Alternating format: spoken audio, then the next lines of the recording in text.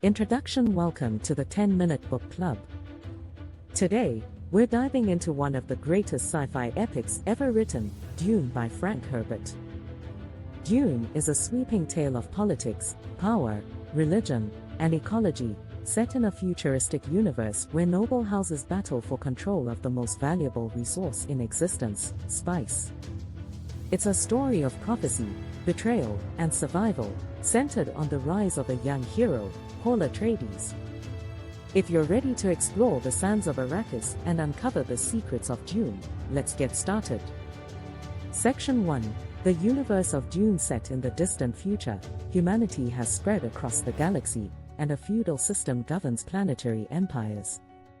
At the center of this universe is the spice melange, a substance that enhances mental abilities, extends life, and makes interstellar travel possible. The spice is found only on the desert planet Arrakis, also known as Dune. Arrakis is harsh and unforgiving, with vast deserts, deadly sandworms, and extreme scarcity of water. But whoever controls the spice controls the galaxy, making Arrakis the most coveted planet in the universe. The story revolves around two noble houses. 1. House Atreides, led by Duke Leto, known for his honor and strong leadership. 2. House Harkonnen, their ruthless rivals, led by the sadistic Baron Vladimir Harkonnen. Section 2. The setup. The Emperor of the known universe, Padishah Emperor Shaddam IV, grants control of Arrakis to House Atreides, forcing the Harkonnens to leave. While this seems like a reward for Duke Leto, it's actually a trap. The Emperor secretly conspires with the Harkonnens to destroy House Atreides, whom he sees as a threat to his power. Duke Leto moves to Arrakis with his family. 1. Lady Jessica, his concubine and a member of the mysterious Bene Gesserit sisterhood, who wield psychic abilities and manipulate bloodlines to create a prophesied superhuman. 2. Paul Atreides, their teenage son, who has been trained in politics, combat, and Bene Gesserit techniques by his mother. 2. Paul's abilities suggest he might be the Kwisatz Haderach, the superhuman foretold by prophecy. As House Atreides arrives on Arrakis, they face numerous challenges. The planet's native inhabitants, the Fremen, are fierce and secretive, but they may hold the key to survival in the harsh desert. Section 3. Betrayal and survival. Soon after settling on Arrakis, House Atreides falls victim to the Emperor's treachery. The Harkonnens, aided by Imperial forces, launch a devastating attack, killing Duke Leto and scattering the Atreides forces. Paul and Lady Jessica barely escape into the desert. They seek refuge with the Fremen, who initially view them with suspicion. However, Paul proves his worth by besting a Fremen warrior in single combat. Jessica's Bene Gesserit powers also earn the respect of the Fremen, who believe Paul may be their prophesied savior, the Lisan al-Gaib. Living among the Fremen, Paul begins to embrace his destiny. He takes the name Muad'Dib, learns the ways of the desert, and becomes a skilled leader. Meanwhile, he starts experiencing powerful visions of the future, fueled by his exposure to spice.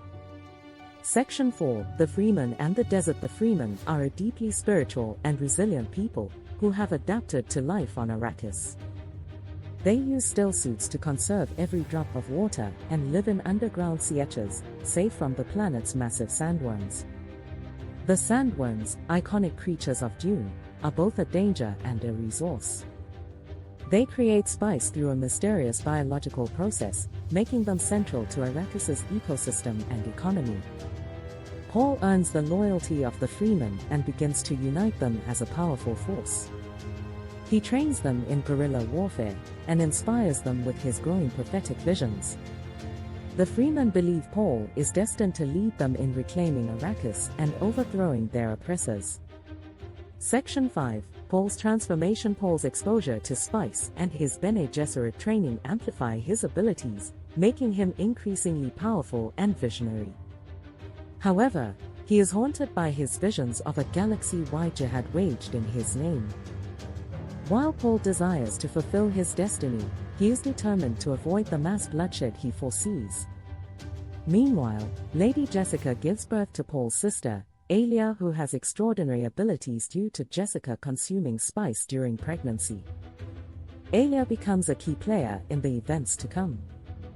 Paul's transformation into a messianic leader accelerates as he rides a sandworm, a feat that cements his status among the Fremen. Section 6. The final confrontation. Armed with an army of Fremen, Paul launches a series of attacks against the Harkonnens and the Emperor's forces. His campaign is swift and brutal, disrupting spice production and forcing the Emperor to intervene directly. In the climactic battle, Paul leads the Fremen to victory, overthrowing the Harkonnens and confronting Emperor Shaddam IV. Paul uses his command of the spice and the sandworms to threaten the galaxy's spice supply, effectively giving him control over the entire universe. Paul demands the Emperor abdicate and marries Princess Irulan, securing his place as ruler. However, this is a political marriage. Paul's true love remains Chani, a Fremen woman who has stood by him throughout his journey. Section 7. The ending and themes. The novel ends with Paul, as the new emperor, having fulfilled the Fremen prophecy. But his victory comes at a cost. Paul reflects on the weight of his power, the sacrifices made, and the dark future his vision still warn of. Dune explores themes of power, destiny, and the delicate balance between humanity and the environment. It's a story that warns of the dangers of unchecked ambition and the cost of fulfilling one's destiny. Conclusion. Dune by Frank Herbert is more than just a sci-fi epic. It's a rich, complex tale of politics, religion, and survival in a hostile universe. With unforgettable characters and an intricate world, it's no wonder Dune has inspired generations of readers. Thanks for joining us for this summary. If you enjoyed it, don't forget to like, subscribe, and share your thoughts in the comments. Have you read Dune, or are you just stepping into the sands of Arrakis for the first time? Let us know.